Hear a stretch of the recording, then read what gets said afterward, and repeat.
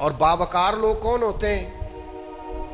کم گفتگو کرنا، جو اللہ نے گھر دیا اس پہ راضی رہنا۔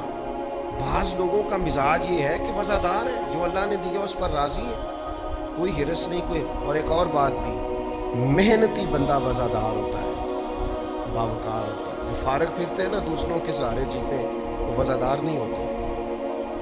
محنت کرنے والا، مشقت کرنے والا آدمی وہ باوقار ہوتا ہے۔ آپ یہ انداز دیکھیے نا، نبی کریم صلی اللہ تعالی علیہ وسلم ہمیشہ سادہ لباس پہنتے تھے، سادہ غذا کھاتے تھے، زمین پر بیٹھنا پسند کرتے تھے، معاف کرنا سرکار کا مبارک طریقہ تھا۔ لیکن وقار اتنا زیادہ تھا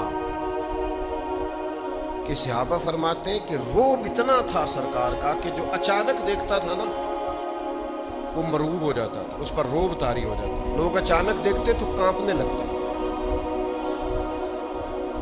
اور نبی پاک علیہ السلام فرماتے ہیں میرے رب نے میری روب کے ساتھ مدد کی ہے۔ فرمایا ابھی میں 1 مہینہ دور ہوتا ہوں تو میرا دشمن مجھ سے ڈر رہا ہوتا ہے۔ 1 مہینہ لگے گا دشمن تک پہنچنے میں، 1 مہینے کا سفر ہے ابھی، تو مہینہ پہلے میرا دشمن مجھ سے کانپ رہا ہوتا ہے، کیوں کہ میرے رب نے روب کے ساتھ میری مدد فرمائی۔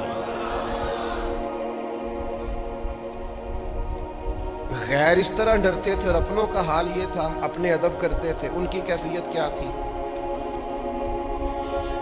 کہ صحابہ فرماتے ہیں ہم حضور کی بارگاہ میں یوں بیٹھتے تھے جیسے ہمارے سروں پہ پرندے بیٹھے۔ فرماتے تھے کہ پرندہ بیٹھا ایسے ذرا ہلے توڑ جائے گا۔ فرماتے ہیں سوائے سیدنا صدیق اکبر کے اور جناب عمر فاروق کے کسی کی جرت ہی نہیں ہوتی تھی نبی پاک سے کلام کر سکے۔ خود مولا علی شیر خدا جو پلے ہی آغوش نبوت میں ہے، جو رہے ہی کاشوانہ نور میں ہے، حضرت مولا علی رضی اللہ تعالیٰ عنہ فرماتے ہیں مجھے نبی پاک سے کوئی سوال کرنا ہوتا تھا نا، حالانکہ سرکار تو بیٹھے ہیں مسجد شریف میں، بالکل عام زمین پہ چٹائی پہ تشریف فرمائے، تو فرماتے مجھے کوئی سوال کرنا ہوتا تھا تو مہینوں لگ جاتے تھے، میں نبی پاک سے پوچھتا نہیں تھا، مجھے حیا آتی تھی، روب طاری ہوتا تو میں حضور سے پوچھوں۔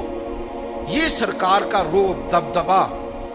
اعلیٰ حضرت فرماتے ہیں تیرے آگے ہیں یوں دبے لچے فصحا عرب کے بڑے بڑے، کوئی جانے منہ میں زبان نہیں، اور نہیں بلکہ جسم میں جان نہیں، اور کروں تیرے نام پہ جان فدا، نہ بس 1 جان 2 جہاں فدا، میرا 2 جہاں سے بھی نہیں جی بھرا، میں کروں کیا کروڑوں جہاں نے۔